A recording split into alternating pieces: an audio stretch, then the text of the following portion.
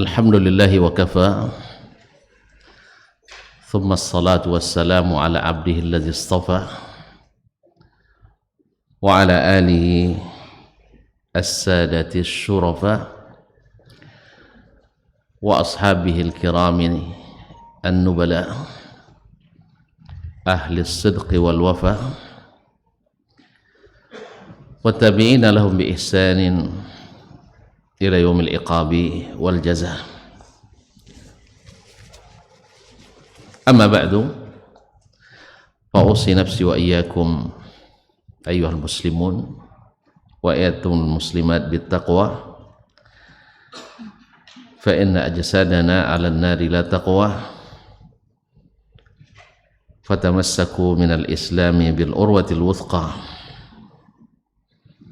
wa tazawwadu fa inna khairaz zadi taqwa. Ya ayyuhalladzina amanu taqullaha haqqa tuqatih wa la tamutunna illa wa antum muslimun. Ya ayyuhan nas ittaqu rabbakum alladzi khalaqakum min nafsin wahidah wa khalaqa minha zawjaha wa batha minhuma rijalan katsiran wa nisaa'a wattaqullaha alladzi tasaaluna bihi wal arham innallaha kana 'alaikum raqiba. Ya ayyuhalladzina amanu taqullaha wa qulu qawlan sadida yuslih lakum a'malakum wa yaghfir lakum dhunubakum wa man yuti'illaha wa rasulahu faqad faza fawzan 'azima. Amma ba'du, fa inna asdaqal hadithi kitabullah wa khairal hadi hadi Muhammadin sallallahu alaihi wasallam wa syarrul umuri muhdatsatuha wa kullu muhdatsatin bid'ah wa kullu bid'atin dhalalah. Bapak dan ibu-ibu, saudara-saudara dan saudari, alim ulama, para asatidzah, jadi pandai, tokoh adat, tokoh masyarakat, al-hadirin wal hadirat wal musyahidin wal musyahidat yang hadir di masjid, masih lupa namanya, Salman Al-Farisi, Salman Al-Farisi radhiyallahu anhu, ataupun yang menyaksikan melalui media dimanapun berada. Alhamdulillah, di sela-sela kesibukan, hari ini hari dinas ya. Mungkin di antara kita ada yang abdi negara, tapi pasti semua Abdullah. Nah, ya. Sebagian abdi negara, tapi semuanya Abdullah. Pagi ini di waktu duha yang mudah-mudahan penuh berkah, karena Nabi mendoakan Allahumma barik li ummati fi bukuriha, ya Allah berkahi bagi umatku di waktu paginya. Kita duduk di sini bermajlis, semoga walaupun tak banyak yang kita bawa, tapi setidaknya menghapus dosa. Majtama'a qaumun fi baitin min buyutillah yatluna kitaballah wa yatadarasunahu fima bainahum illa nazalat alaihimus sakinah wa ghashiyatuhumur rahmah wa haffathumul malaikah wa dzakarahumullahu fi man indah. Tidak ada suatu kaum berkumpul di rumah Allah, disebut rumah Allah idhafatu tasyrif, Allah tidak perlu rumah, tapi disebutkan dengan Baitullah untuk memuliakan rumah ini.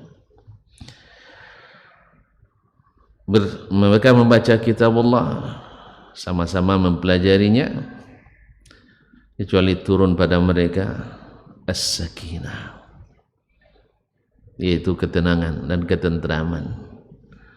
Sampai-sampai Masya Allah sampai di masjid langsung tertidur, saking tenangnya. Wa ghasyiyatuhumur rahmah, mereka diliputi rahmat, kasih sayang Allah tabaraka wa taala, dan dikelilingi para malaikat. Masya Allah banyak aparat yang menjaga.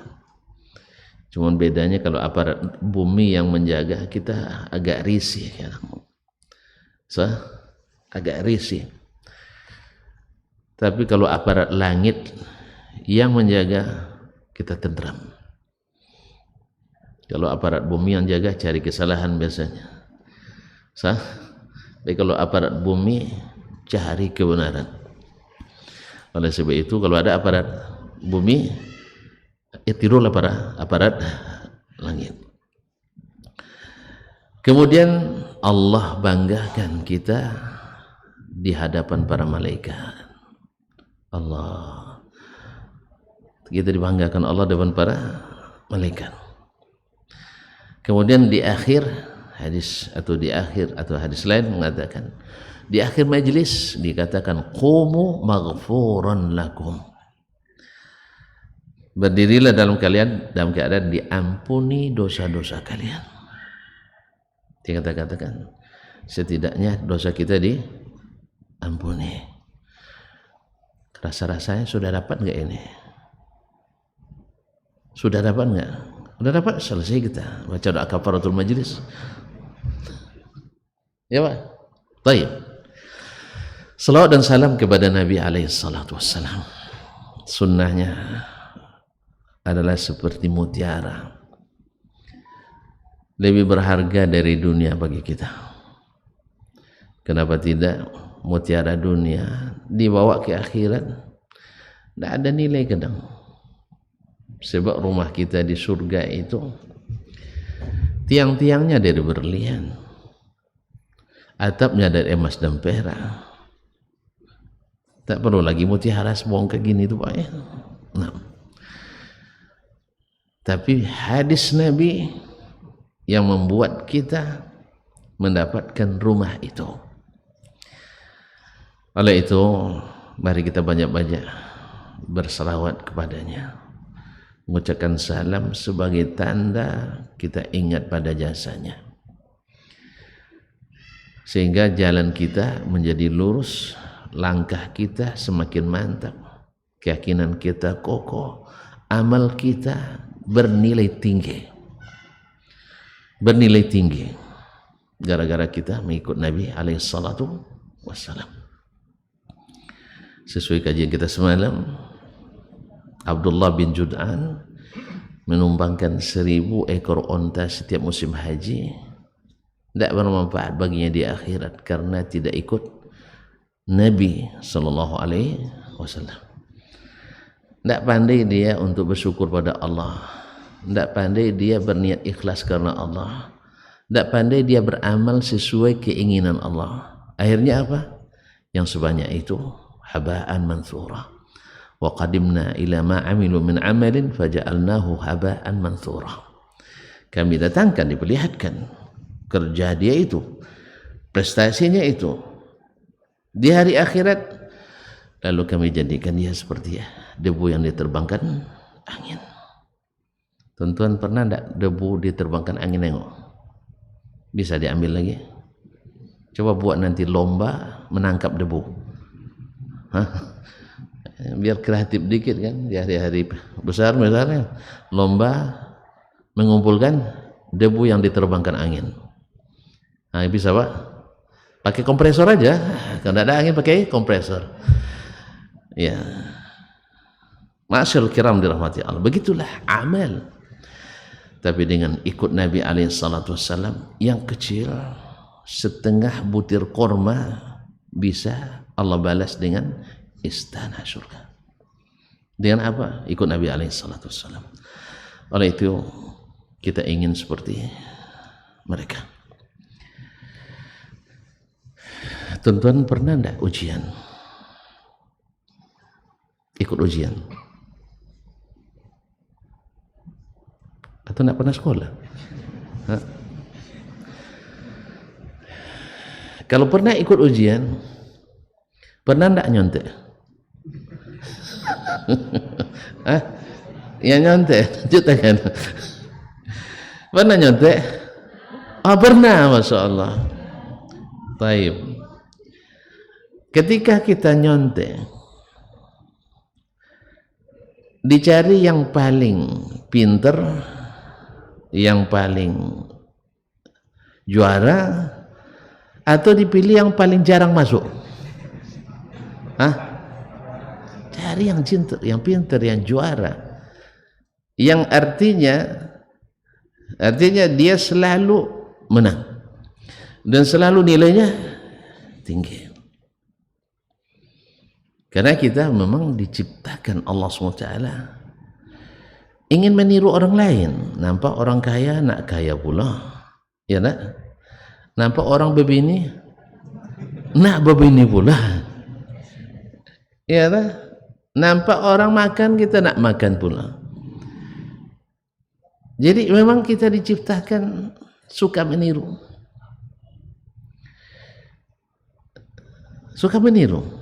apalagi yang meniru yang berhasil, meniru yang sukses, meniru yang bahagia, meniru yang gembira, meniru yang berdompet tebal, meniru yang berbicara cerdas, dan sebagainya. Suka niru. Oleh sebab itu ini potensi besar sebenarnya. Bahwa kita memang gampang untuk meniru, suka untuk meniru. Cuman perlu bimbingan siapa yang kita tiru. Sebab kalau tidak ada bimbingan kita salah tiru. Oleh sebab itu orang-orang Quraisy dulu sebelum datang baginda Nabi SAW, mereka telah salah tiru.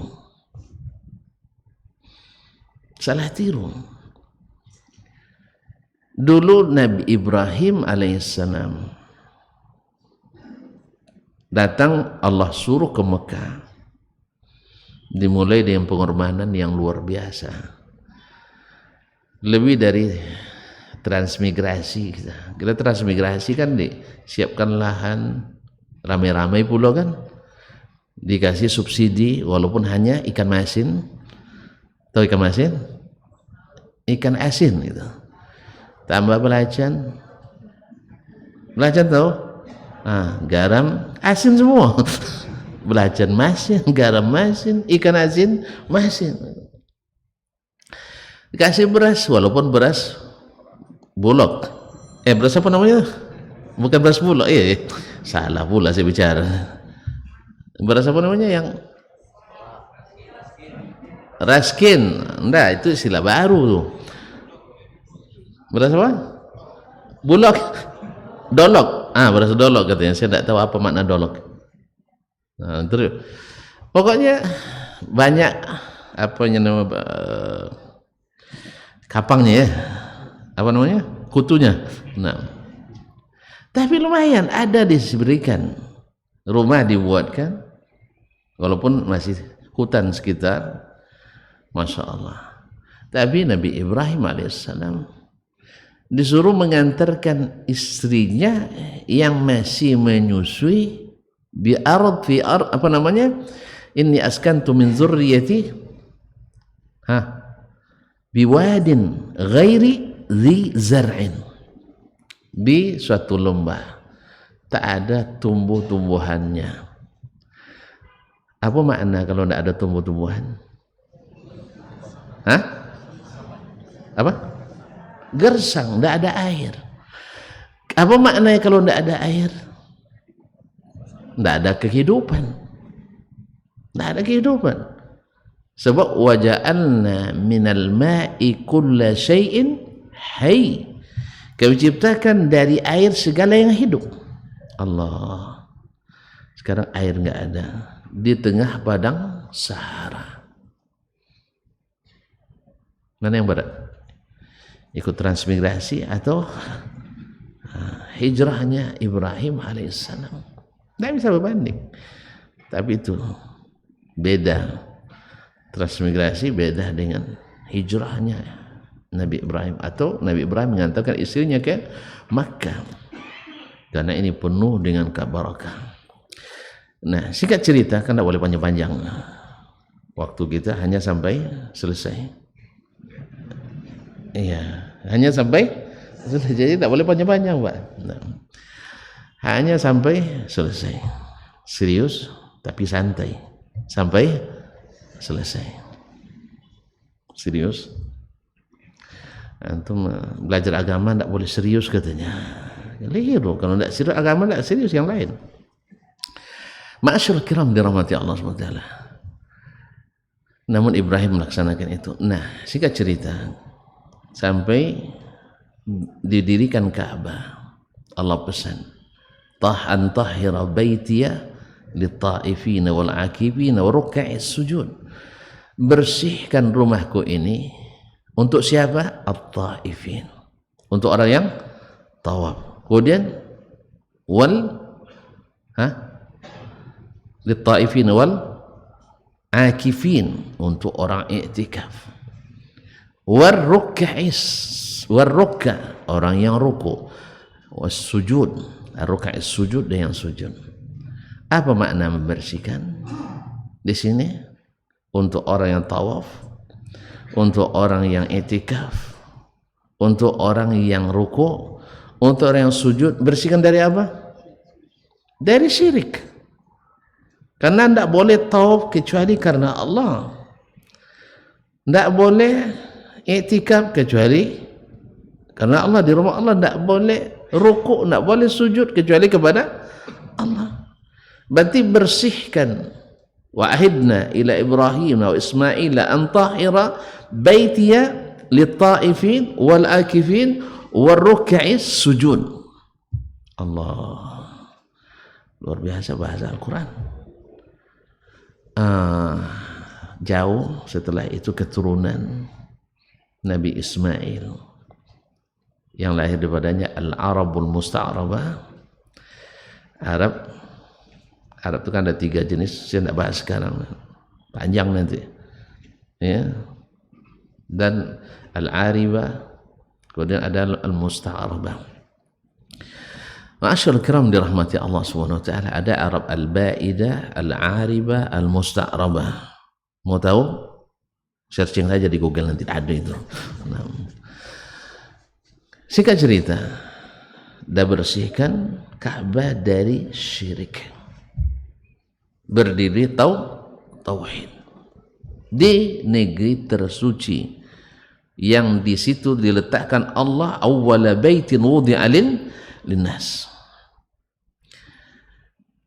Karena lama waktu, semakin sedikit ilmu, atau tidak ada lagi orang berilmu. Di saat itu majulah orang-orang yang punya pengaruh, tidak berilmu tapi punya pengaruh. Orang sering mengatakan al-malu, harta itu adalah kekuasaan. Maka yang naik adalah orang-orang yang punya kekuatan dan punya kekayaan.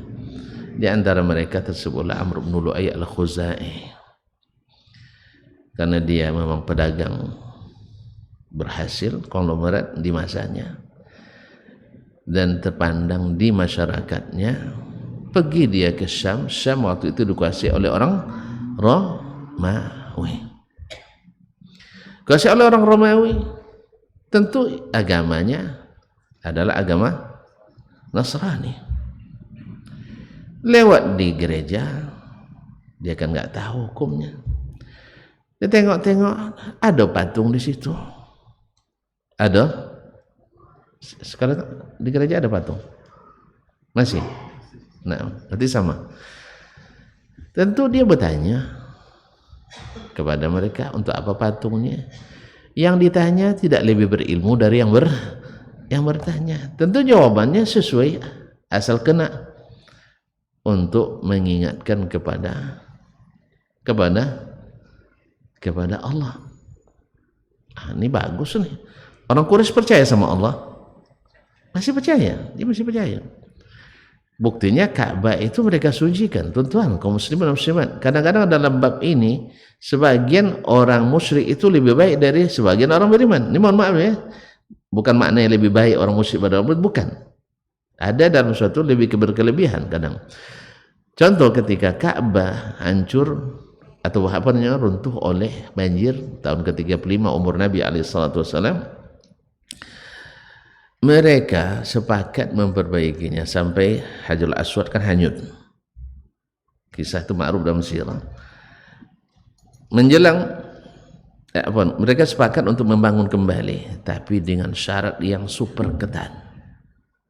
Berarti mereka tahu satu, nggak boleh dari harta riba. Hah?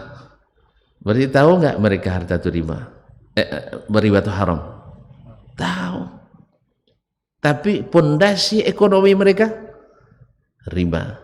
Hari ini tahu nggak kita riba haram? Tahu, tapi pondasi ekonomi kita riba. Yang menetapkan aturan riba itu orang yang tahu riba tidak halal, atau setidaknya riba tidak ada ekonomi yang berakar gara-gara riba. Itu syarat pertama. Yang kedua, tidak boleh dari hasil mencuri, merampas, padahal mereka suka merampas milik orang waktu itu. Yang ketiga, tidak boleh dari hasil judi, padahal judi cabut undinya dekat Ka'bah. Bayangkan, judi. Jadi mereka tahu, tapi mereka langgar. Kemudian tidak boleh dari harta pedukunan, mahrul kahin. Jadi istilah mahar itu, sekarang kan ada istilah mahar bagi dukun, kan ada maharnya kan? Mahal tak maharnya? Antum tak tahu nama arwah antum, semakin mahal semakin cantik namanya. Allah Ustaz. Mahrul kahin tidak boleh juga. Berarti mereka tahu pedukunan tidak halal. Tidak boleh dari hasil kerja bisnis PSK. Tahu PSK? Kenal pula ya? Itu nama halusnya. Orang kita memang halus-halus memang. Jadi suka berhalus bahasa. Karena padahal PSK di zaman itu lebih resmi dari sekarang ini.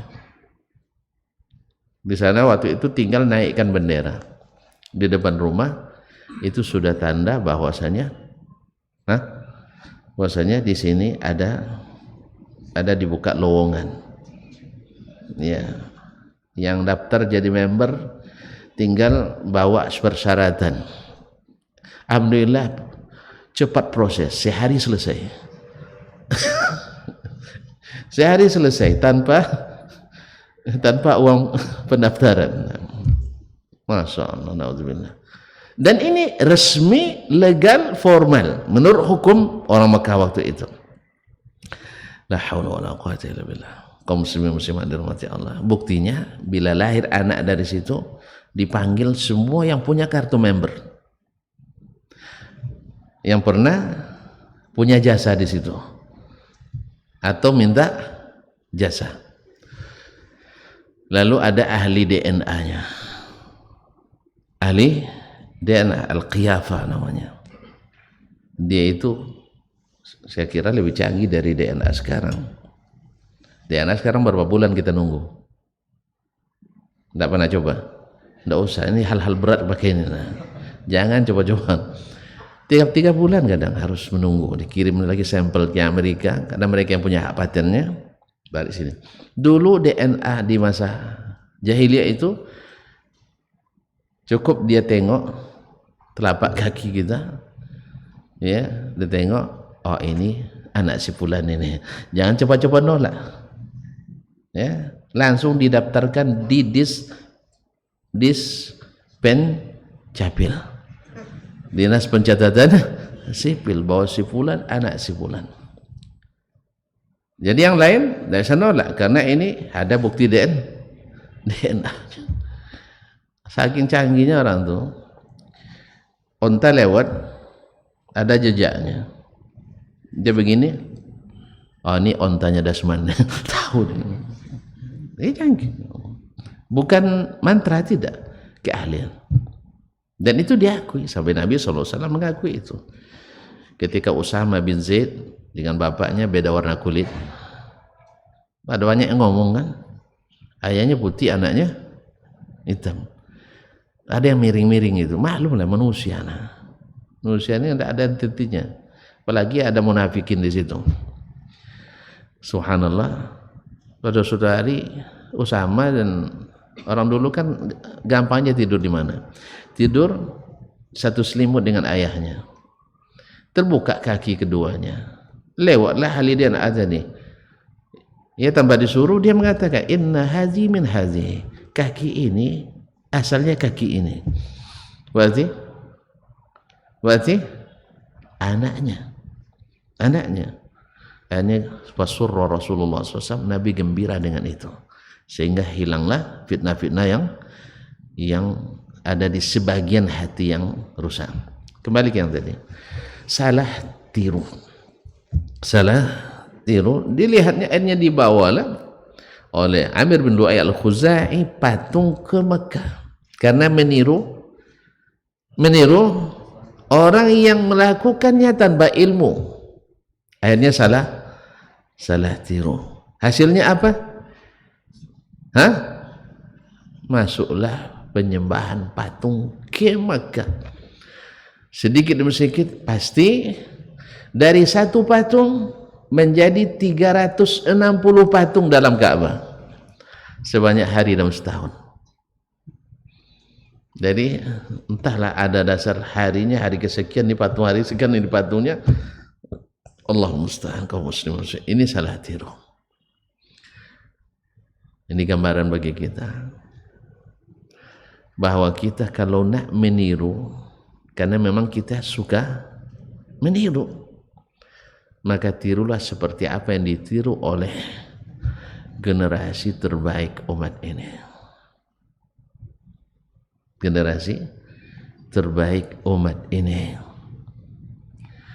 Mereka kan menyaksikan jahiliyah yang salah tiru, lalu menyaksikan Islam yang benar tiru. Bukan tiruannya yang salah paham pula, yang benar harus ditiru.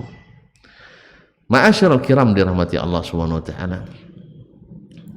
Datang Nabi kita alaihi salatu wassalam. Mereka di zaman jahiliyah salah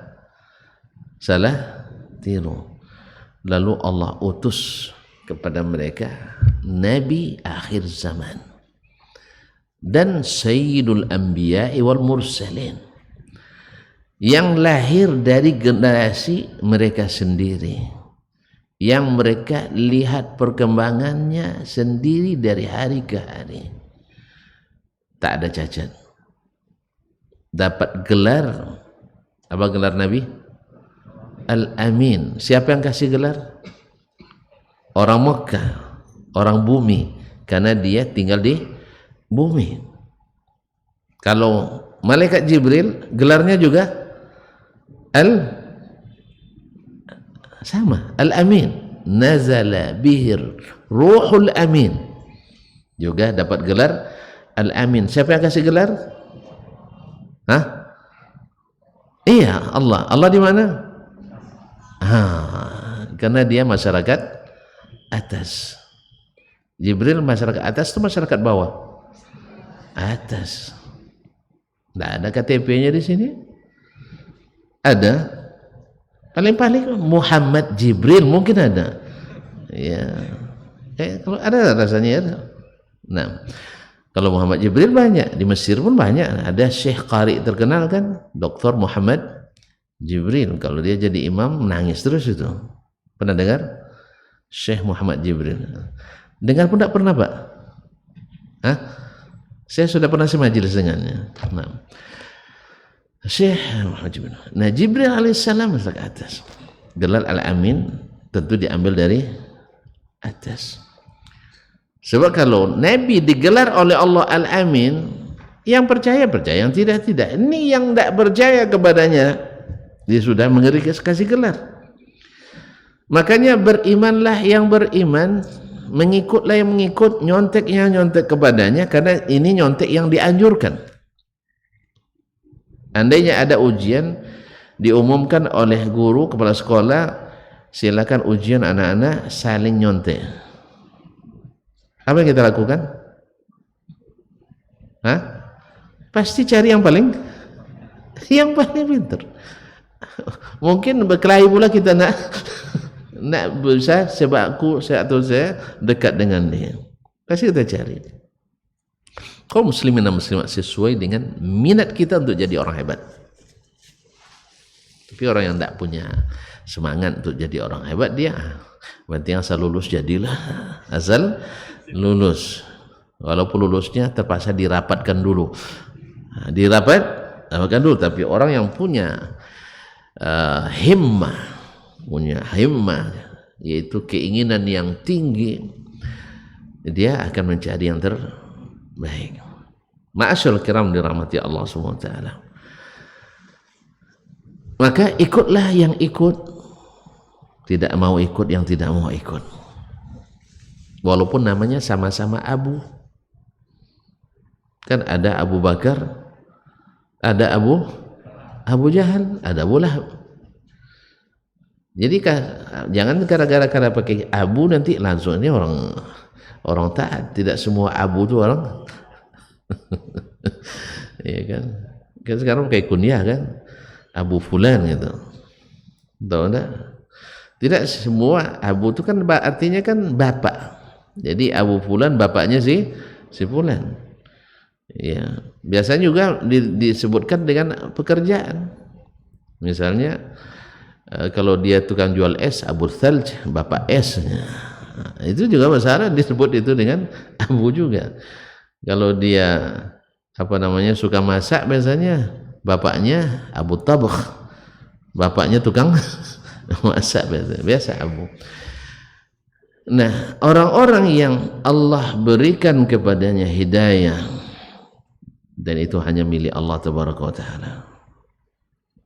Mana yang diberikan hidayah atau taufik, maka dia hanya mengikut Nabi Sallallahu Alaihi Wasallam.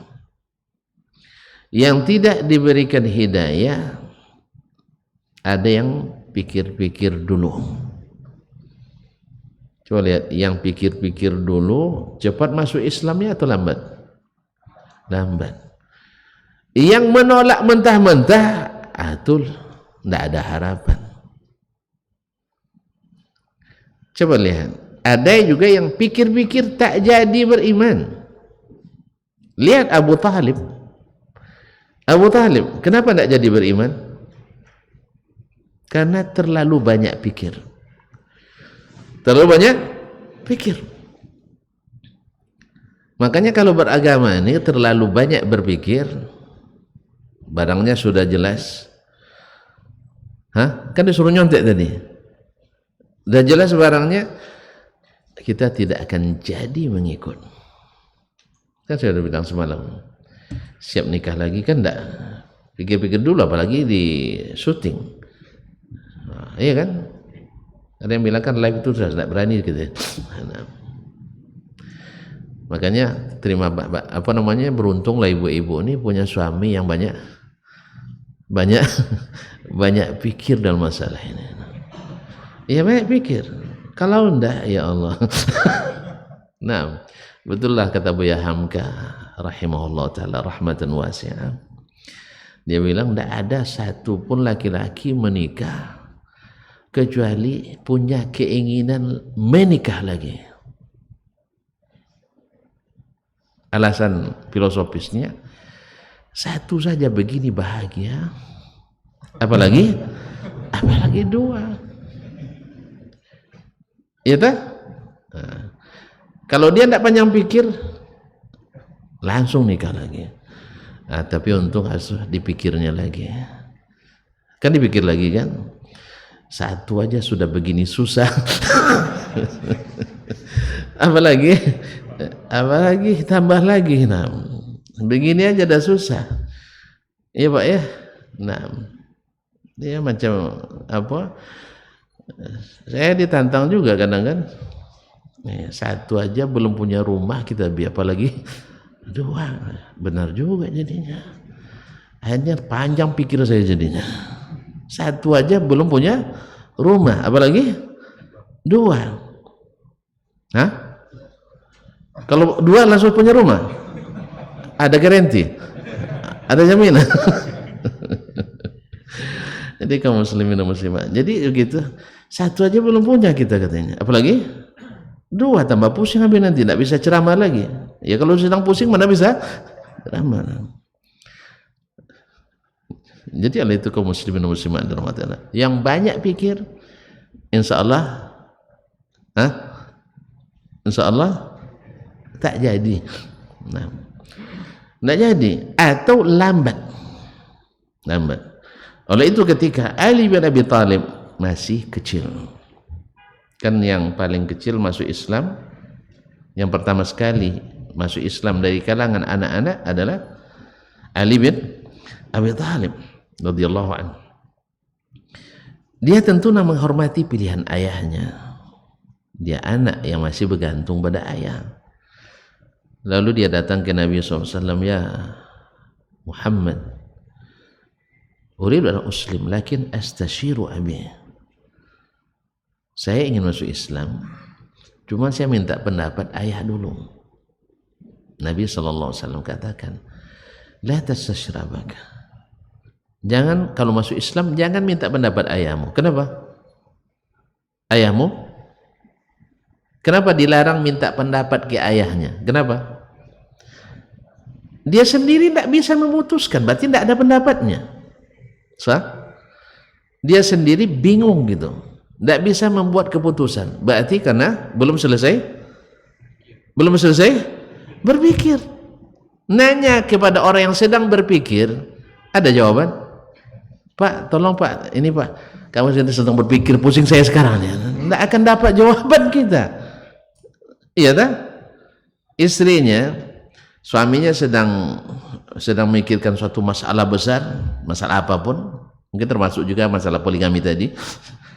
Datang istrinya, Bak, gimana mau caranya ini?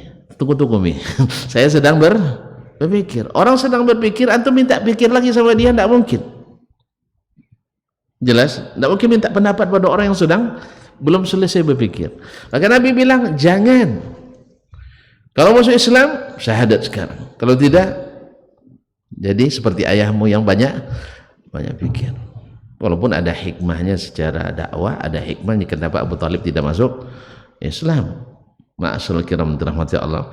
Akhirnya Ali bin Abi Thalib serta merta mengucapkan asyhadu an la ilaha illallah. Jadi kalah ayahnya. Makanya Ali jadi orang hebat, ayahnya tidak jadi orang hebat.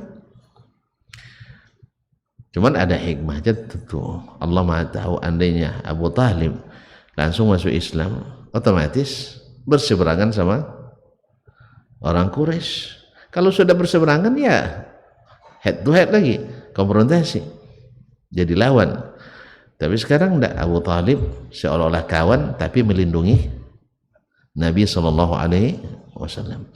Semuanya Allah yang punya urusan, Allah yang mengatur. Cuman masalahnya lagi, andainya kan di saat menjelang mati Abu Thalib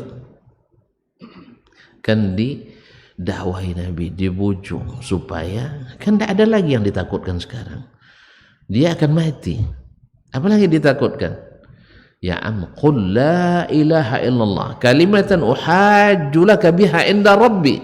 Katakan la ilaha illallah, kalimat yang dengannya aku punya hujjah membelamu di hadapan Allah tabaraka wa taala, bisa diberikan syafaat. La ilaha illallah. Di situ ada setan-setan besar. Itu yang masalahnya. Ada Abu lagi ya.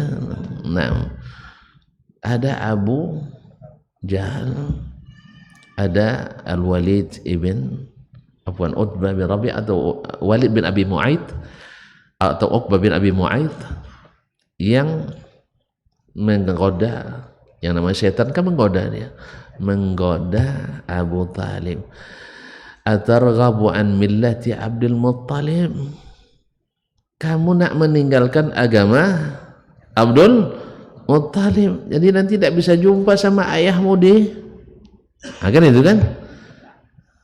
Bagi mereka surga, mana mereka bilang neraka.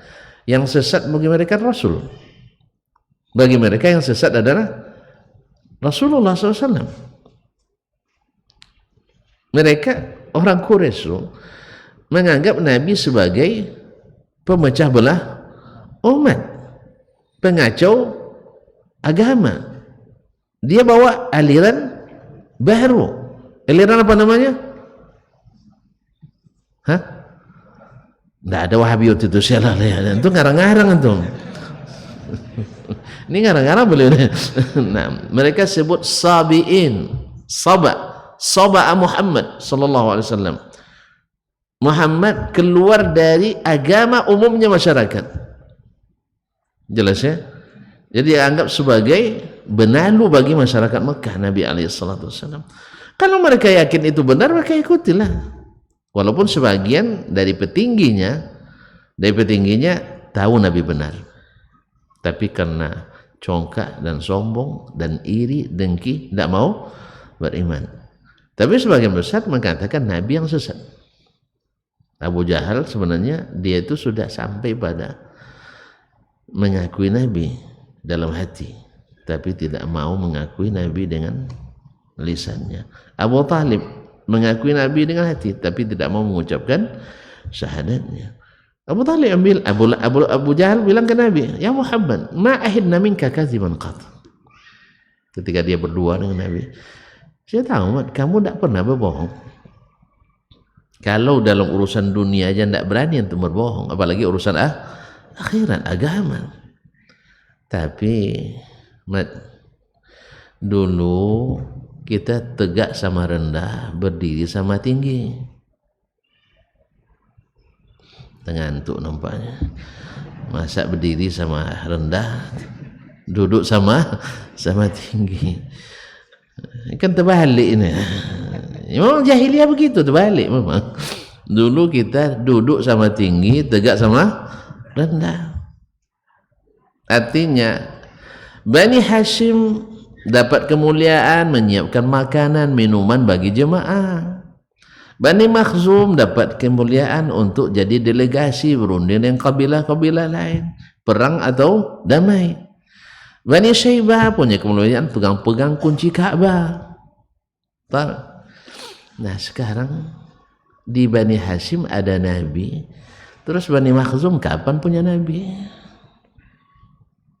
Dia ingin pula ada Nabi masing-masing kabilah. Kayaknya ini sudah mulai diwarisi di negeri kita. Harus ada Nabi Nusantara. Jadi ingin Islam itu di petak-petak, di kota-kota, akhirnya saling hentak di antara kita dan saling bentak. Gara-gara tadi alif lamnya kan dihilangkan. Alif lam dihilangkan. Sehingga banyak mudhofun ilainya. Banyak mudhof itu artinya ditambahkan ilaihi kepadanya. Jadi karena Islam, ndak al-Islam, banyak mudhofun ilainya. Islam Nusantara, Islam liberal, Islam future, ndak pernah dengarnya. Ndak usah dicatat kalau gitu. Islam futuristik, lawannya Islam inklusif dan klasik, banyaklah macam-macam namanya. Nah, sehingga subhanallah, gara-gara itu masya Allah untuk Indonesia luar biasa suburnya, karena tinggal di daerah delta, subur aliran sesat, karena salah meniru. Kita kan paling hilir nih. Kan paling hilir. Islam itu sekarang terbentang dari Maroko ke Merauke. Di baratnya Maroko, di timurnya Merauke. Nah, paling hilir ke baratnya Maroko. Paling hilir ke timurnya Merauke. Air jernih itu biasanya di hulu apa di hilir? Serius ya? Saya nanya, mana yang lebih jernih, air di hulu apa di hilir? Hulunya di mana? Di Siak Hulu atau Indragiri Hulu? Nanti Pak Suro mana? Indragiri Hulu bukan? Atau di Tapung Hulu? Ada hulu-hulu di sini enggak? Enggak. Nah, atau di Blok Hulu. Nah, mana hulunya Islam? Al-Madinah. Hah? Sumatera Utara? Oh, Mekah. Masya Allah, Mekah dan Madinah. Jadi alirannya ada yang sampai ke Maroko, ada yang sampai ke Merauke. Layaknya daerah hilir, paling hilir, subur-subur. Apa saja tumbuh. Kan daerah delta tuh kan banyak sampah-sampah sampai situ. Akhirnya menjadi subur, ditanam apa saja. Makanya negeri kita alhamdulillah 2004 dulu ada rilis semua saya baca. Saya masih di Madinah itu. Aliran sesat Indonesia yang terdaftar ulang, yang daftar ulang ya. Yang ambil formulir hilang banyak juga. Hanya 240-an. 2004. 10 tahun setelahnya 2014 rilis barunya menjadi hanya 400-an. Kira-kira 2024 dah dekat nih, 10 tahun lagi kan? Dari 2014 berapa kira-kira? Tambah banyak atau tambah kurang? Daerah delta. Ma'asyur. Nah, kita ingin seperti mereka. Siapa mereka itu yang jago meniru Nabi sallallahu alaihi wasallam? Yang jago meniru Nabi alaihi salatu wasallam. Siapa mereka? As-sahabatu radhiyallahu anhum. Makanya apapun masalah timbul baru yang tak pernah ada di zaman Nabi, mereka paling sensitif. Apa contohnya? Ketika Umar mengusulkan kepada Abu Bakar untuk menuliskan Al-Quranul Karim, banyak para hufaz yang tewas syahid di padang perang atau di medan perang. Umar mengusulkan untuk menulis Al-Quranul Karim. Apa kata Abu Bakar? Bagaimana kita kaifa na'malu syai'an lam ya'malhu an-nabiy sallallahu alaihi wasallam? Kaifa naf'alu syai'an lam yaf'alhu an-nabiy sallallahu alaihi wasallam? Bagaimana kita nak mengerjakan sesuatu yang tidak dikerjakan oleh Nabi sallallahu alaihi wasallam? Begitu sensitifnya bahwa membuat sesuatu yang tidak dibuat Nabi itu adalah sesuatu hal yang tidak diterima oleh mereka pada asalnya. Lalu Umar meyakinkan Abu Bakar, innahu la khair, itu baik. Baik di sini maksudnya baik menurut agama, bukan baik menurut rasa. Bukan, kita kan ngambil ini sebagai dalil untuk membuat-buat sesuatu dalam agama, bukan. Maksudnya Abu Umar radhiyallahu anhu ini bukan hal baru, sudah dilakukan di zaman Nabi sallallahu alaihi wasallam. Bukankah Nabi punya para penulis wahyu? Punya. Di antaranya siapa? Abdullah ibn Amr. Di antaranya Zaid ibn Thabit. Di antaranya Muawiyah bin Abi Sufyan radhiyallahu anhu.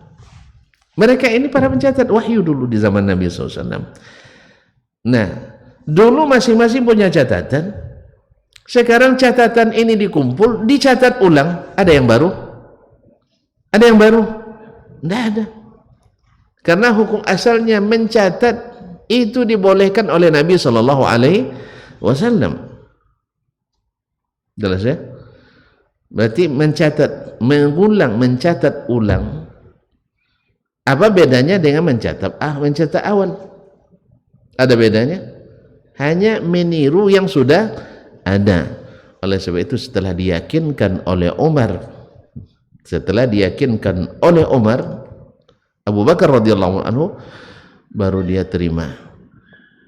Berarti mereka tidak mau buat kecuali yang dibuat oleh Nabi Shallallahu Alaihi Wasallam. Cuman sayang dalil ini menjadi dalil oleh sebagian kita untuk membuat-buat model beragama yang baru. Umar meyakinkan ini bukan masalah yang dilarang, ini masalah yang disuruh, la khair. Masalahnya Umar menggunakan bahasa-bahasa yang kalau bahasa kampung kami namanya ambang balobio. Tahu ambang balobio? Orang Ocu, orang Minang paham itu. Tahu ambang balobio? Yang tahu tunjuk tangan. Ramah. Ramah. Padang panjang. Atau sangka. Lagi pulang ke sangka. Alhamdulillah.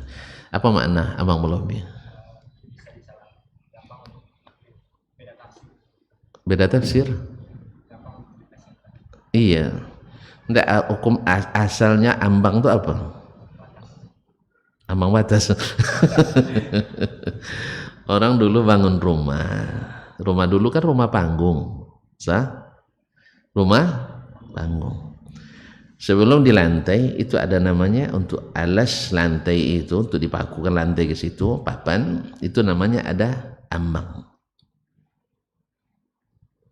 Nah, kalau sempat di kiri kanan rumah kita ada ambang belobil, ambang berlebih, kan berlebih nih, tidak dipotong. Ini kalau ada orang pencuri masuk ke rumah, itu salah kita menyiapkan tempat untuk mereka untuk bergelayut atau untuk berjalan dari sini ke sini. Jelas? Makanya ketika diberikan bahasa yang bisa digunakan untuk sesuatu tujuan yang tidak baik, dinamakan dengan ambang balobio. Bisa ditafsirkan dengan tafsir yang lain. Mungkin tujuan orang tukang ini buat bila membersihkan pintu, masang dan lain-lainnya, dinding lagi kan mudah untuk berpijakan di sini. Tapi bagi pencuri, berterima kasih. Apa sebab? Ini bagus untuk melompat ke dalam rumah melalui jendela. Paham Pak ya? Demikian juga. Jadi Umar menggunakan bahasa itu, innahu la khair, demi Allah ini baik. Padahal maksud dari Umar radhiyallahu anhu ini baik itu baik tidak melanggar syariat. Wallahu musta'an. Makanya jangan baik ambang jangan dikasih ambang berlebih sebab dititih orang. Tapi Umar sudah duluan. Nah, makanya dia yakin ke Abu Bakar, innahu la khair. Ini adalah kebaikan. Sebab mereka tidak akan sebut baik sesuatu yang melanggar syariat. Mereka paham. Ma'asyiral kiram dirahmati Allah SWT. Akhirnya Abu Bakar menerima itu karena ini kan mencatat ulang. Nah, kaum muslimin sedang jemaah yang dirahmati. Yang kedua, ini hanya fasilitas sarana. Fasilitas dan sarana yang tidak merubah sedikit pun agak contoh Masjid Salman Al-Farisi ini. Kalau antum nak samakan dengan Masjid Nabawi, berarti ini melanggar agama. Apa sebab? Masjid Nabawi atapnya pelepah korma. Lantainya pasir bercampur tanah. Dindingnya apa?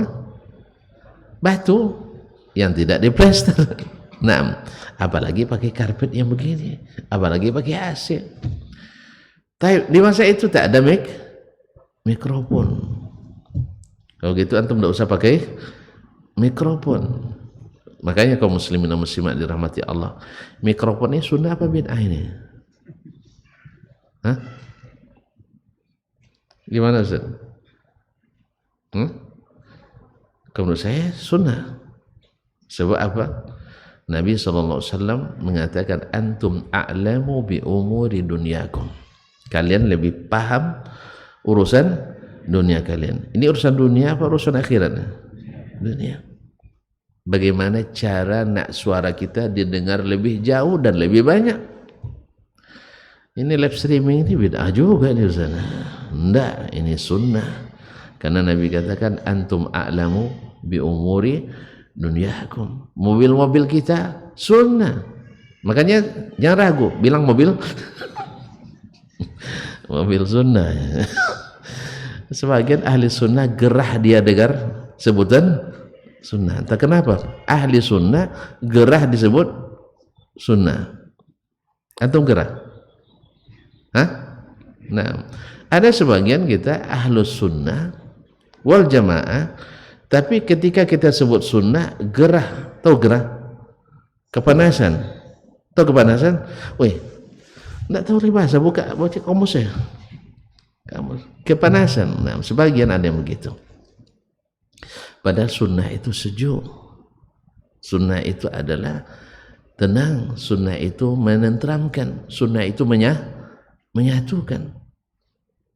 Saya dulu ketika masuk hadis kuliah di Madinah, banyak yang kasih saran ke saya, guru-guru saya, yang senior-senior saya termasuk yang di Jakarta dulu, kenapa masuk hadis? Orang hadis itu keras-keras katanya. Ini doktrin atau ini kenyataan? Orang hadis itu keras-keras. Saya bilang, yang mereka pelajari hadis siapa? Hah? Yang mereka pelajari hadis siapa? Hadis Nabi. Nabi keras apa lembut? Pak, Nabi keras apa lembut, Pak? Terus kalau belajar hadis keras kita. Tengok saya lembut apa keras ini? Kaum muslimin dan muslimat dirahmati Allah SWT. Saya tidak percaya. Sebab apa? Yang saya tahu Nabi itu lemah lembut. Yang saya tahu Nabi itu ditarik bajunya sampai merah lehernya oleh orang, dibalas dengan senyum. Ada orang Badui minta ngajukan proposal, istilahnya itu ngajukan proposal, a'tini mimma atakallahu min mal, beri saya harta yang Allah datangkan kepadamu, tapi narik baju dari belakang. Kalau bapak pejabatnya, masih pejabat belum? Sudah pensiun? Nah, misalnya jadi pejabat, orang minta beras bulog ke direktur utama bulog sambil narik apanya, bapak bagi saya, tarik dasinya, dikasih enggak? panggil apa nama security itu, atau panggil polisi. Tapi Nabi SAW, masa tidak percaya saya masuk aja. Ternyata Nabi itu dimanapun kita baca pasti lembut. Cuman beliau dalam lembutnya tegas, yang tidak boleh yang tidak boleh. Mungkin itu yang dimaksud, dikit-dikit haram, dikit-dikit bid'ah. Oh, itu maksudnya. Alhamdulillah. Coba tuan-tuan bilang, berapa kali saya bilang kata bid'ah tadi? Dikit-dikit atau sikit sekali? Sikit sekali. Alhamdulillah tidak dikit-dikit bid'ah. Jadi keliru sebenarnya. Karena apa? Kita mendengar tentangnya, bukan mendengar dari orangnya. Ini yang masalah. Kaum muslimin muslimat. Kok jadi jauh kita perginya? Kita ingin seperti mereka mengikuti Nabi SAW, naiknya, turunnya, berhentinya, berjalannya, salatnya, sebelumnya wudunya, doa, zikirnya dan sebagainya. Andai pun mereka melakukan sesuatu karena syariat masih turun, mereka akan dilihat oleh Nabi SAW atau dilaporkan ke Nabi SAW, dan bila diketahui Nabi diamkan, mereka tahu ini tidak apa-apa, diteruskan. Tapi bila Nabi SAW katakan jangan, mereka serta-merta meninggalkan. Karena apa? Karena mereka diajarkan oleh Allah dan Rasul untuk meniru Nabi alaihissalatu wassalam. Makanya Abdurrahman Abdullah bin Mas'ud radhiyallahu anhu mengatakan, iqtadu biman qad sabaqu faqad kufitum. Ikutilah mereka yang dahulu, kalian sudah dicukupkan.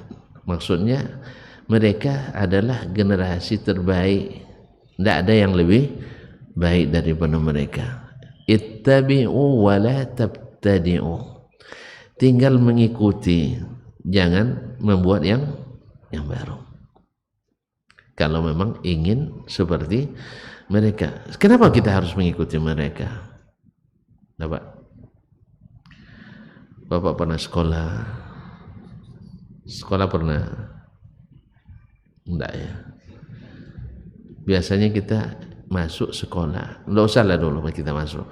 Anak masuk sekolah. Apa dasar kita memilih sekolah pada umumnya? Asal masuk aja ya. Yang penting sekolah nak ngapain, kalian sekolah terserah gitu ya. Berarti kita tidak selektif. Pasti yang pertama kita lihat adalah siapa-siapa alumninya yang berhasil. Sah? Begitu Pak ya? Kita cari. Misalnya sekarang orang banyak yang ingin anaknya kuliah misalnya di Madinah. Sah? Kenapa mereka nak muliakan anaknya di Madinah? Hah? Karena melihat alumninya. Gimana alumninya? Keras-keras? Hah? Kasar-kasar? Ya gimana? Lembut apa enggak ya? Kaum muslimah muslimah. Dilihat alumninya. Dilihat hasil dan produksinya. Ini mohon maaf, ini ibaratnya memuji diri sendiri, tidak boleh sebenarnya ya. Tapi saya akan sampaikan apa yang saya ketahui. Sering di musim haji, saya memang suka bertemu dengan jemaah haji. Apalagi saya pernah juga jadi reporter musim haji. Tahu reporter Pak? Hah? Wartawan. Tidak percaya nampak duduk nak tengok kartu. Nah, ya pernah jadi wartawan radio Jeddah melaporkan kondisi haji di lapangan gitu. Jadi ketika dulu diisukan jemaah haji Indonesia kelaparan di Mina, saya ada di tempat. Bukan kelaparan, tidak ada makanan, tidak ada ikan masin, tidak ada sayur asem, tidak ada nasi. Kalau makanan, bertimbun makanan di situ saya. Nah, di depan maktab yang kelaparan tuh kontainer yang isi 65 ton itu. Ada kontainer 65 ton? Di sini jarang kayaknya ya. 65 ton itu berderet itu. Ada yang isinya roti, bagi gratis. Ada yang isinya susu, jus kotak dan sebagainya dengan segala merek dan jenisnya juga dibagi gratis. Kemudian di maktab-maktab kita tuh Indomie mungkin kondak seratusan, puluhan kardus gitu. Jerman kenapa kelaparan?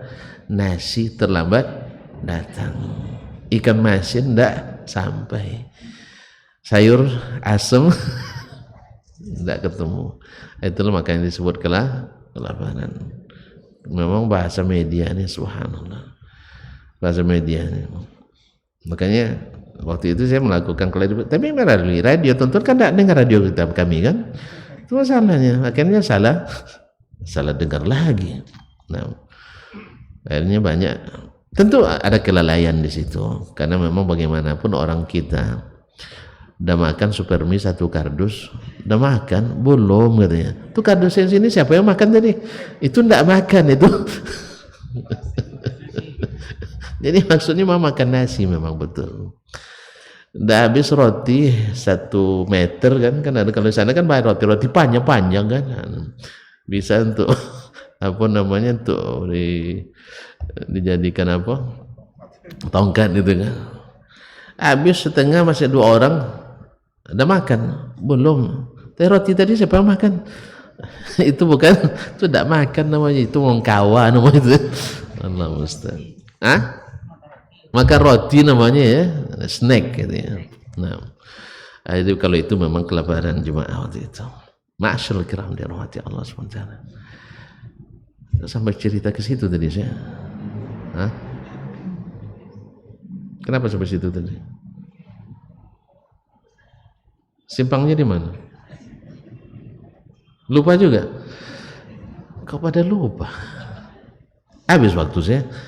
Ini kadang mulai buyar konsentrasinya nampaknya. Baik. Kaum muslimin dan muslimat yang dirahmati Allah SWT,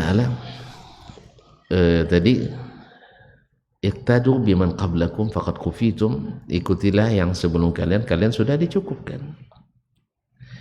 Kemudian ittabi'u wa la tabtadi'u, ikuti jangan.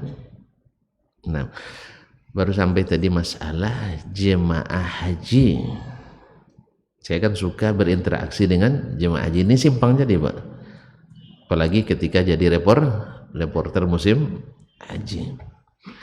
Sering jemaah haji itu bertemu, awal kali bertemu baru nengok kita, Ananda kuliah di Madinah ya katanya. Bapak tahu dari mana? Kenapa tidak bilang saya misalnya dari Riyadh misalnya, atau dari negara lain misalnya? Dia jawab, banyak yang mengatakan itu, anak Madinah ini dari menengoknya kami dah tahu. Gimana Pak? Kasar-kasar ya? Mana tahu sangar-sangar atau gimana? Pokoknya beda. Gimana bedanya? Tidak bisa saya ungkapkan katanya. Pokoknya saya bisa membedakan mana anak Madinah, mana yang bukan Madinah. Ini baik apa buruk Pak saya bilang? Kan tentu dalam artian positif menurut beliau. Ini sering saya temukan jemaah yang mengatakan itu. Saya tidak menyadari apa yang dimaksud. Yang jelas mereka bisa membedakan anak Madinah dan yang bukan Madinah, dan rata-rata dalam arti yang positif. Oh kalau gitu alhamdulillah. Kalau gitu Pak, berarti bukan karena negatif. Enggak. Yang berpandangan negatif itu karena disuntik. Ada vaksin, namanya vaksin subuhat. Vaksin subuhat. Ini mau banyak dijual di negeri ini. Ada namanya vaksin salafi, vaksin wahabi. Nah, tergantung dosisnya. Kalau tinggi, awak tawarkan, nenek kesasar. Tengoknya pakai jubah kan, ini pasti wahabi nih. Akhirnya tidak mau dia. Awak dah tahu dia pasti kesasar. Akhirnya kita tunggu aja, kita perhatikan. Nah lewat orang Turki, nanya aja orang Turki. Mana paham orang Turki bahasa Jawa? Iya dah, Jawanya Jawa, apalagi Jawa apa namanya kampung. Nah lewat lagi orang India, nanya juga dia. Awak tengok juga terus kan. Akhirnya nanya dia kayak orang Arab Saudi yang Wahabi bener. Iya. Dilihatnya kita yang mahasiswa kan, dipanggilnya ta'al ya syekh ta'al saya dah katanya. Jadi orang Arab beda memang. Yang katanya menakutkan justru itu yang menyenangkan. Dia panggil, sini. Kamu mahasiswa kan? Iya. Ini tolong nenek ini. Kenapa? Kesasar. Tadi dari kita ada nanya tadi, nenek kesasar apa? Enggak. Akhirnya baru kita antar lagi. Coba lihat kaum muslimin dan muslimat dirahmati Allah. Orang-orang yang katanya tadi disuntikkan di subuhat tadi, justru mereka yang lebih memperhatikan dari orang lain. Diantarkan, dicarinya, dipanggilnya kita. Kamu mahasiswa, ada solusi. Berarti dia memikirkan. Yang lain kan enggak, sekedar hanya bilang nggak tahu, no. Itu aja dia pandai. Tapi orang Arab itu enggak. Dia merasa bertanggung jawab. Ini tamu Allah harus dilayani. Nah, ada sebagian orang yang mirip orang Arab yang memang juga kadang-kadang kita temukan ini, tapi banyaknya Arab PC. Tahu Arab PC? Enggak tahu ya? Enggak tahu. macam saya ini. Arab Persia, orang Arab keturunan, orang yang non Arab kemudian lahir di Arab, ambil kewarganegaraan Arab, sehingga sifat negara masing-masing masih banyak melekat. Ya, ini mohon maaf tuh kaum muslimin dan muslimat, ada indeks sifat manusia sedunia dari lembaga dunia yang menginduk ke PBB. Ada bangsa paling kedekut, ada tuh, mau tahu kedekut? Bakhil,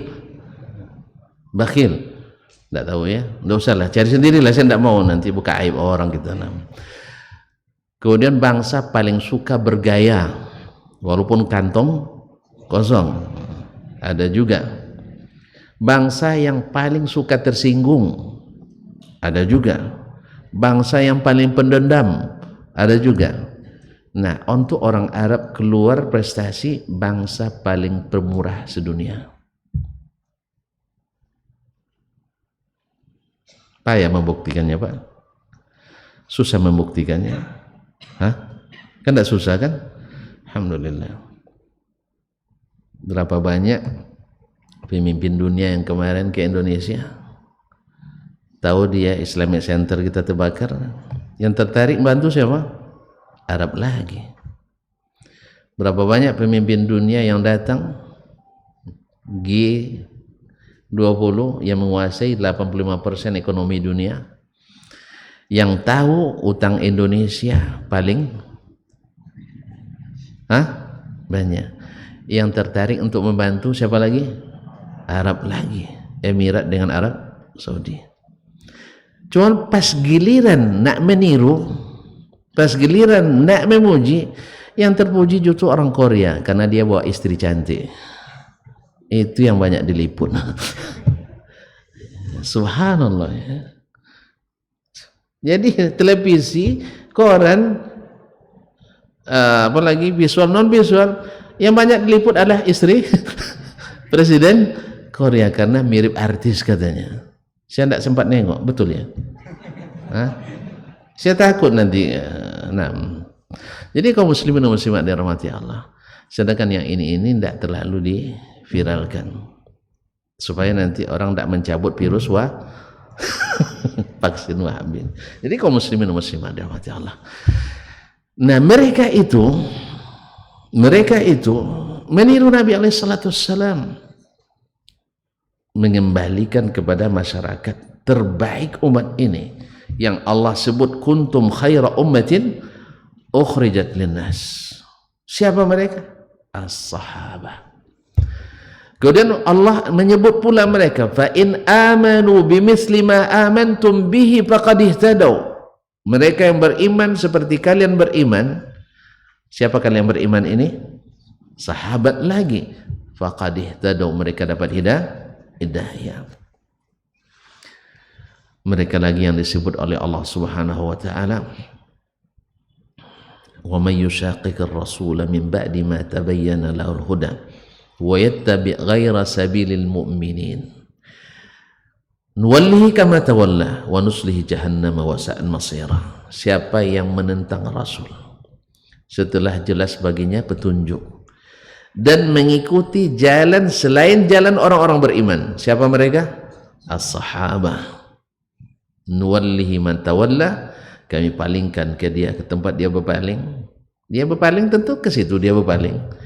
Ke barat dia jadi orang barat, dia ke timur jadi orang timur, ke syirik jadi musyrik, ke nifak jadi munafik, ke liberal jadi liberal, ke dan banyak lagi ke-nya. Mengikut jalan para sahabat.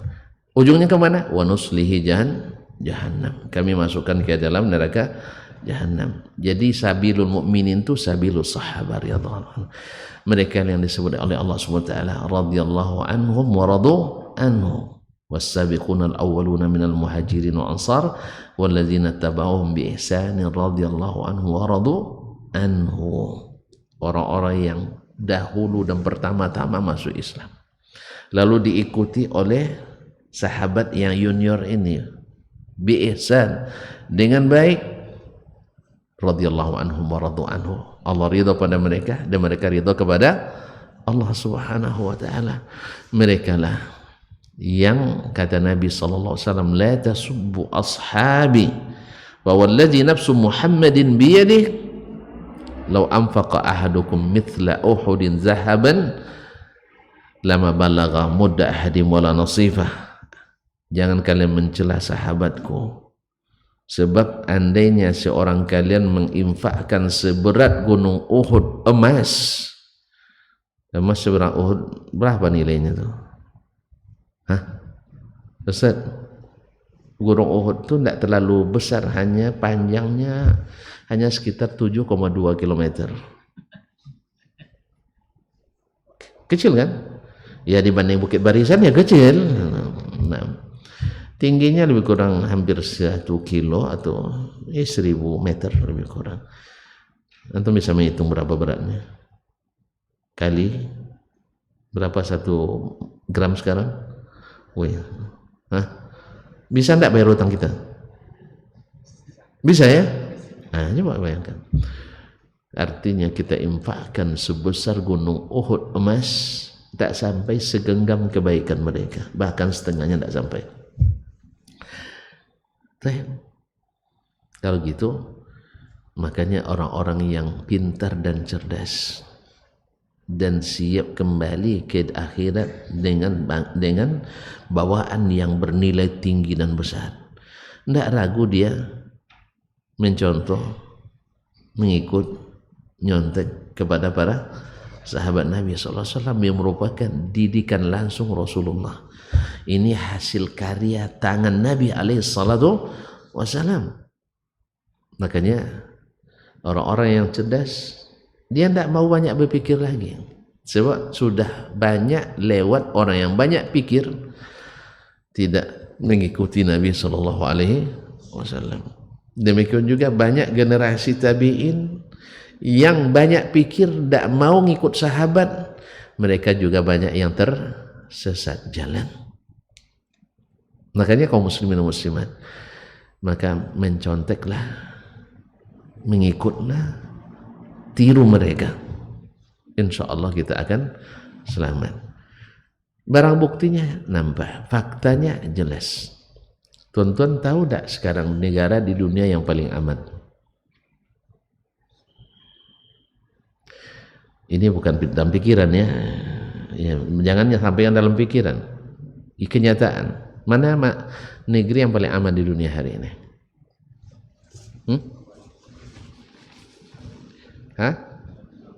Arab Saudi nomor 2 paling aman di dunia hari untuk indeks 2021. Yang nomor 1 tahu enggak?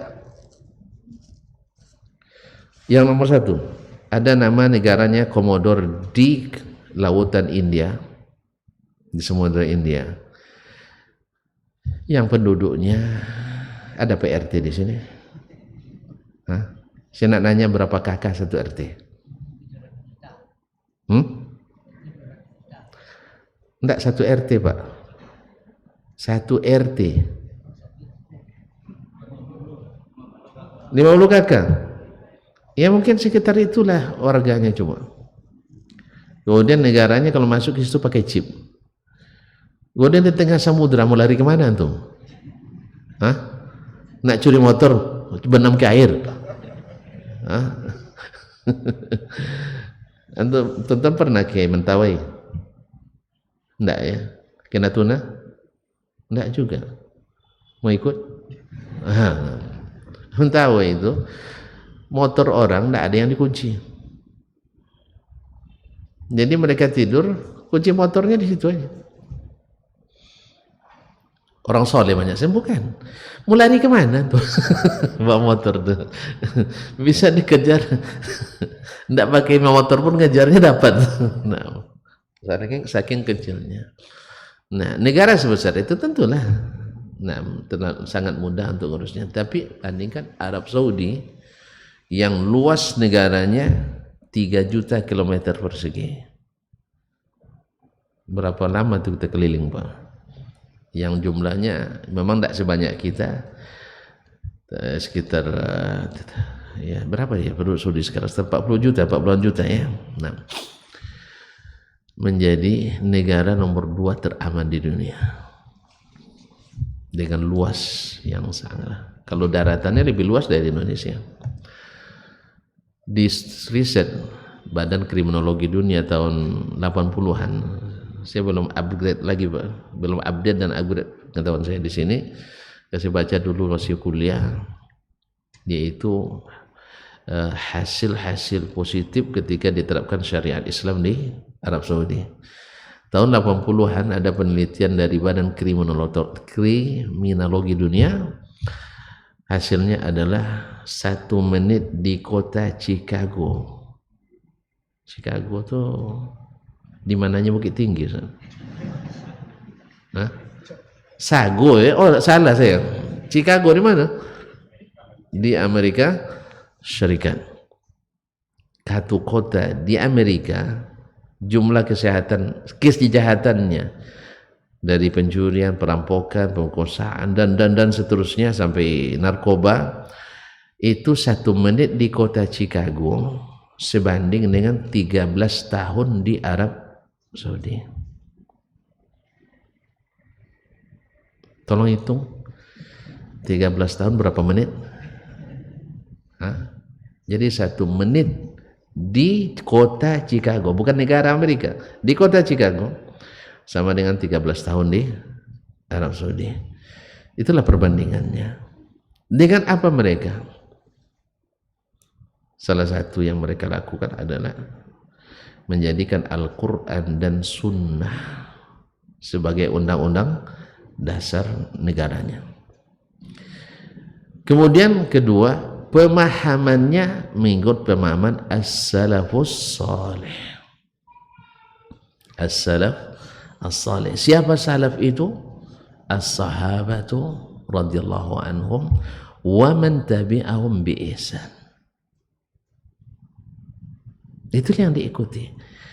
Makanya ketika fitnah itu dibuat, maka dikawinkanlah fitnah Salafi Wahabi. Wahabi nisbat kepada Mujaddid Syekh Muhammad bin Abdul Wahhab At-Tamimi, dinisbatkanlah kepadanya Al-Wahhabi. Bukan beliau yang buat, enggak. Orang yang membencinya dibuatlah gelar Wahabi supaya orang anti, sehingga ada serum ada vaksinasi anti Wahabi. Kemudian karena selalu mengembalikan kepada as-salaf dalam memahami Al-Quran dan hadis yang berdasarkan meniru, nyontek apa yang dibuat oleh Nabi dan para sahabat, maka digelarlah dengan as-salafi. Lengkaplah sudah fitnah Salafi Wahabi. Hanya ini diproduk secara besar-besaran supaya mendiskreditkan orang-orang yang mendirikan syariat Allah di muka bumi, dan dibuatlah dengan tuduhan-tuduhan yang super menakutkan. Tadi kalau belajar akidah Wahabi jadi zombie. Tidak pernah nengok TV. Bapak ada pernah haji kan? Tidak ya? Belum. Semoga Allah mudahkan ya Pak ya. Yang pernah haji, tengok TV lah dulu. Tengok TV. Kan siaran Makkah Madinah kan 24 jam itu.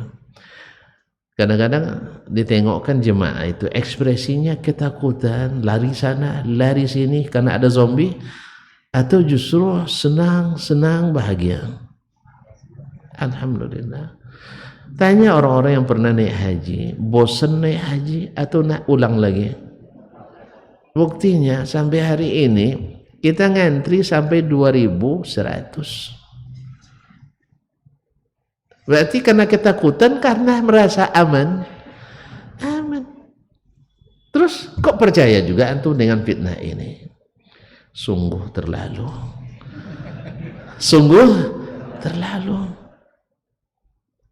Ya sih? Nah, masih banyak orang pendidikan pun terpengaruh. Subhanallah, sungguh. Ya. Kemudian tukang pecah belah umat. Tahu. Kenyataannya kalau kita mengaji mengikut as-salaf, orang semakin rajin ke masjid atau orang bercerai-berai meninggalkan masjid? Semakin berisi masjid ramai. Lalu rebut kembali, kan itu kan? Rebut habis itu sepi, lengang, tak berorang. Berarti siapa yang cerai-berai kan?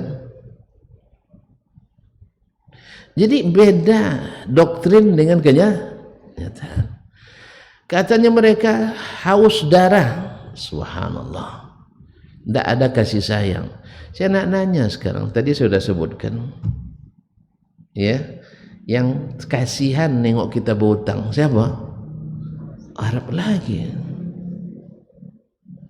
Korea yang kita syuting itu tidak ada bicara tentang gimana cara melunasi hutang kita. Mereka lagi. Tapi yang dapat cemooh mereka terus. Ya Allah ya Rabbi. Ya Ustaz. Nah, kemudian sayangnya mereka pada kita, walaupun mereka tahu banyak dari kita yang tak suka pada mereka. Mereka selalu dapat nominasi pertama. Minta kuota tambahan haji, kita juga paling banyak. Sah? Ya kan? Bantuan luar negeri terus saja kita yang paling banyak. Masjid dibangun ribuan, puluhan ribu masjid dibangun baik pribadi maupun permintanya, juga Indonesia dapat jatah paling banyak. Saya nak nanya, sudah berapa masjid yang dibangun oleh orang Indonesia di Arab Saudi?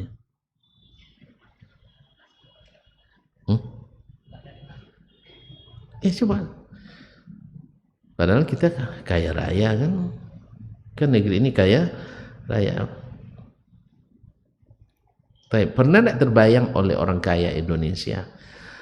Orang Indonesia kan banyak orang kaya, kadang lebih kaya daripada orang Arab itu sebagiannya. Ada nggak terbayang nak buat masjid untuk orang Arab Saudi?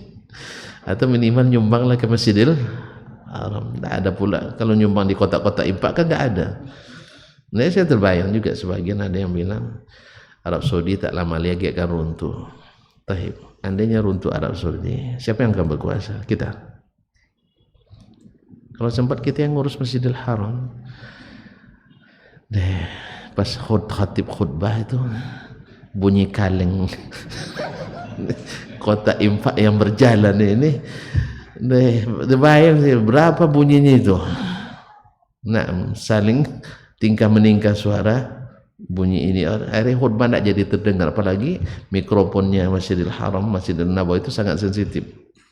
Coba dengar anak menangis di belakang, kan kedengaran semuanya satu masjid kan, padahal jauh dari mikrofon. Tidak pernah dengar anak menangis, ya kan? Terdengar handphone berbunyi di ujung sana, tapi terdengar ke seluruh Masjid Nabawi, sangat sensitifnya. Kalau sempat kita yang ngurus, sanggup enggak kira-kira untuk operasional Masjid Nabawi sehari hanya 5 miliar rupiah? Kalau Masjid Salman berapa miliar sehari? Ma'asyarul kiram dirahmati Allah.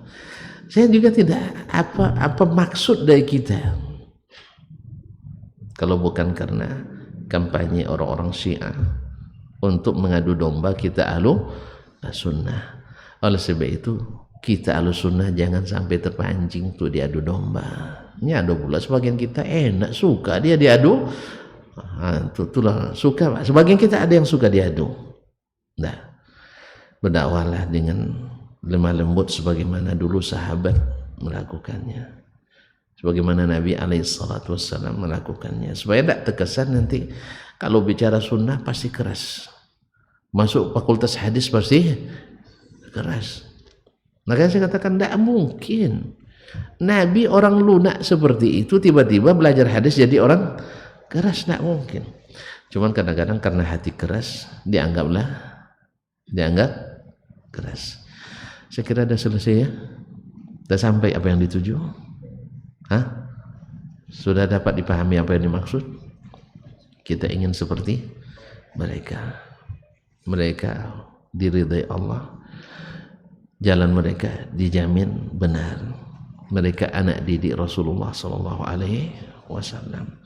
tak satu pun mereka yang terlibat aliran sesat, dan yang mereka lakukan selalu mengikuti Nabi SAW dan sangat sensitif dengan hal-hal yang diada-adakan. Kemudian terakhir, mungkin mereka tersalah, mungkin orang baik, mungkin berbuat buruk sekali-sekali, mungkin kita dengan anak kita, ada yang tidak sayang sama anaknya, ada kita yang tidak sayang sama anak, rata-rata sayang, tapi kadang bawa rotan juga kita, kenapa? Karena sayang. Jadi Allah juga kadang menegur kita karena sayang, dai menegur kita karena sayang. Kalau tidak sayang, tidak usah dipedulikan, sesat-sesatlah kalian. Nah, maka ketika diingatkan salah kita, orang yang ingin benar selalu bahagia bila diingatkan salahnya. Wallahu ta'ala alam. Wassallallahu ala nabiyina Muhammad sallam. Tidak boleh bertanya lah Pak, nanti pertanyaannya panjang jawabannya. Ya, tidak usah bertanya lah ya. Cukup sampai di sini. Mudah-mudahan suatu hari nanti kita masih bertemu kembali, walaupun di surga yang abadi. Amin ya rabbal alamin. Semoga masih ada hari untuk kita bersama. Ya Pak, tolong maafkan ya segala kekurangan. Kalau salah sangka selama ini, inilah saksinya orang hadis itu tidak keras, mau mengikuti paman salaf itu tidak dikit-dikit bid'ah, justru dikit-dikit sunnah, tidak dikit-dikit haram, justru dikit-dikit halal. Alhamdulillahirabbil alamin, wassalatu wassalamu ala nabiy shadiqil amin. Mohon maaf dan terima kasih. Subhanakallah bihamdik, asyhadu an la ilaha illa anta, astaghfiruka wa atubu ilaik. Wassalamualaikum warahmatullahi wabarakatuh.